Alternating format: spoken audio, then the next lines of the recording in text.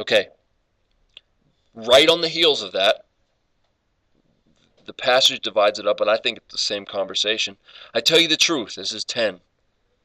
The man who does not enter the sheep pen by the gate, but climbs in by another way, is a thief and a robber. Jesus is going to use imagery here, as he often does. Sheep are the Christians, the believers, God's people, his children.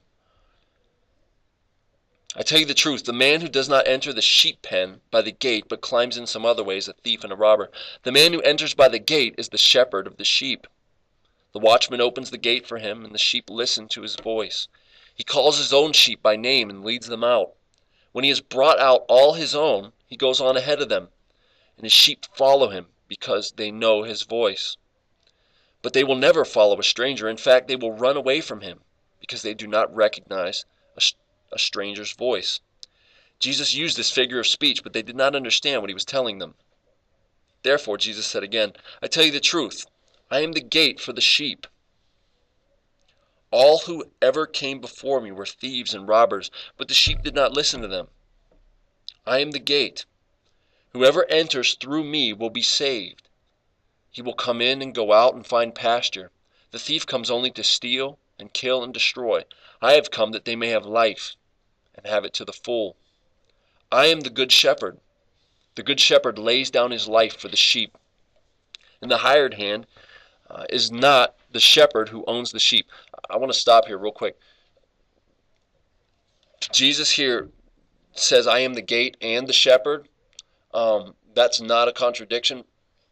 I guess in ancient Israel, Dave, you can help me on this if I'm wrong. The shepherds would often sort of make these temporary pens for the sheep when they were out in the fields, and the shepherd would act as the gate. When it was built, he would literally lay there across or sleep there across the gate so the sheep didn't go out. And so therefore Jesus could be the shepherd and the gate at the same time. He's the shepherd that leads the sheep, and he's the gate that keeps them in the pen. And that would have been common to those guys at the time, but to us, we wouldn't see that. Verse 11, I am the good shepherd. Am I right, Dave? Okay. The good shepherd. The good shepherd lays down his life for his sheep. The hired hand is not the shepherd who owns the sheep. So when he sees the wolf coming, he abandons the sheep and runs away. Then the wolf attacks the flock and scatters it. The man runs away because he is a hired hand and cares nothing for the sheep. I am the good shepherd. I know my sheep, and my sheep know me. Just as the Father knows me, and I know the Father, and I lay down my life for my sheep. Verse 16, this is the focus. I have other sheep that are not of this sheep pen. I must bring them also. They too will listen to my voice, and there shall be one flock and one shepherd. What's he talking about? Think of who he's talking to. Yeah, that's what he's talking about. He says, look, there are other sheep not of this pen, not of the Jewish heritage. I must bring them also. They will listen to my voice, and there will be one shepherd and one flock. And that's how it is right now. If you're not with Jesus, you're not a sheep. Whether you're Jewish or Gentile, if you're with the shepherd, we are one flock now. Remember, Paul said this, there's not Jew nor Greek, slave or free, male or female, but what? One in Christ. Okay, there's one shepherd and one flock. And what Jesus is prophesying here, he's saying, look, I have other sheep, and they're going to come also. They're not of this sheep pen, and I must reach them. They will hear my voice.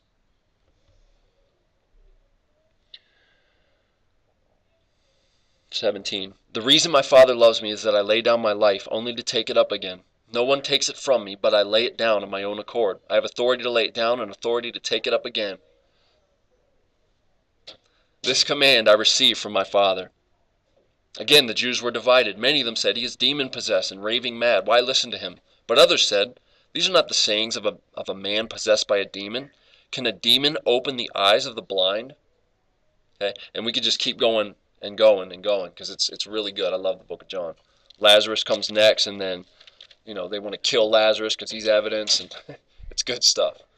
Okay, you guys can continue in John yourselves, but go back to Romans 11 real quick. We got about 10 more minutes and we'll be done.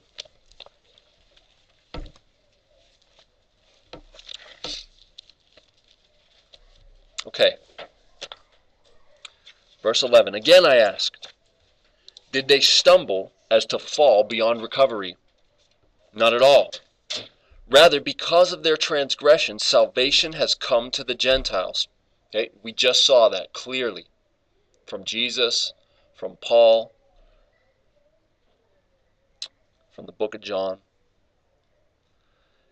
Here's the reason: to make Israel envious. If their transgression means riches for the world, okay, what that means is if they're stumbling over Jesus means riches for the world, salvation of the Gentiles, salvation of the nations, the people from the east and the west will come and sit at the table with Abraham, Isaac, and Jacob. If their rejection means riches for the world, watch this, how much greater riches will their fullness bring? What he's saying here is, look, the Jewish people did not stumble beyond recovery. There is going to be a day in which the Jewish people come back to Jesus, or I shouldn't say come back to him, where they see him. They finally see him as the Messiah. They embrace him as the Messiah. And what this passage says, this hasn't happened yet. It's going to be even greater riches for the Gentiles then. If it was riches for the world, their rejection, think of how much greater their fullness will be. We have no clue what that's going to look like. But we know it's going to be even greater. And so if it meant salvation for the nations, their rejection, think of their embracing of Jesus.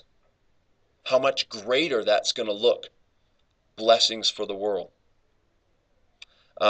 One place that I think illustrates this real nice is 2 books before Matthew.